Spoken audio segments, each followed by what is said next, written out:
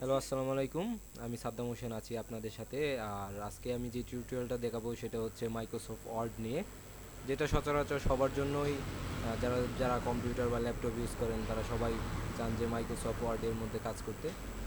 তো প্রথমেই আমি দেখাচ্ছি কিভাবে মাইক্রোসফট ওয়ার্ড আপনার পিসিতে বা ল্যাপটপে ইনস্টল করবেন।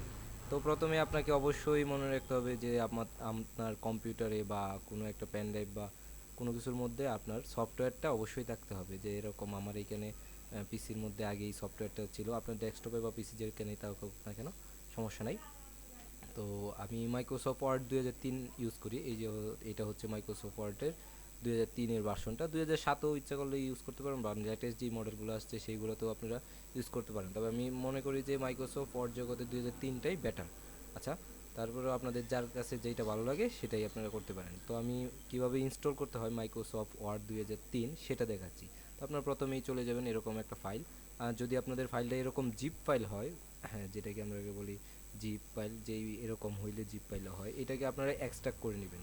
এই যেরকম এই যে এখানে দেখতে পাচ্ছেন 2003 যেই আমার সফটওয়্যারটা, ওইটা জিপ ফাইল প্রথমেই ছিল, পরে আমি এখান থেকে এক্সট্রাক্ট হেয়ার বা এক্সট্রা ফাইলের মাধ্যমে ওইটাকে আমি এক্সট্রাক্ট করে নিয়েছি। এক্সট্রাক্ট করার পরে আপনার এই যে এমএস অফিস 2003 এরকম একটা ফাইল ওপেন হবে। ওপেন হওয়ার পরে এই ফাইলের ভিতরে আপনারা ঢুকবেন। ঢুকার পরে দেখতে পাবেন নিচের দিকে যাবেন, আস্তে আস্তে মাউসটা ঘুরিয়ে নিচের দিকে গেলে পরে দেখতে পাবেন যে সেট আপ নামে একটা অপশন আছে। এই যে দেখতে পাচ্ছেন সেট আপ অন নামে একটা অপশন আছে, তবে আপনারা সেট আপটা দিবেন।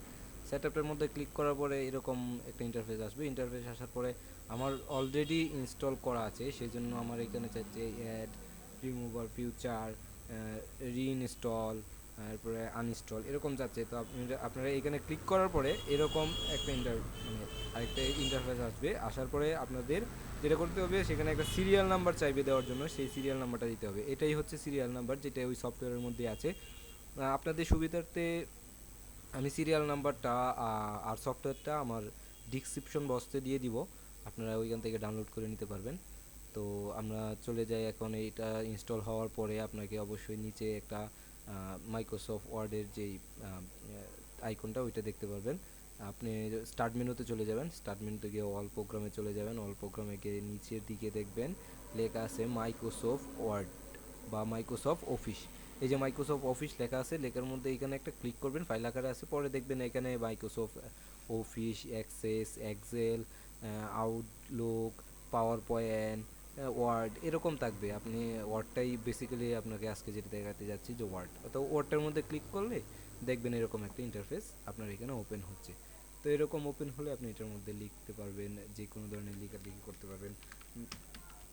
হ্যাঁ, বাংলা লিখতে পারবেন, ইংলিশ লিখতে পারবেন, সব ধরনের লেখালেখি করতে পারবেন।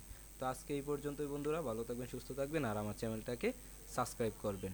তো ধন্যবাদ, আশা করি সবাই ভালো থাকবেন।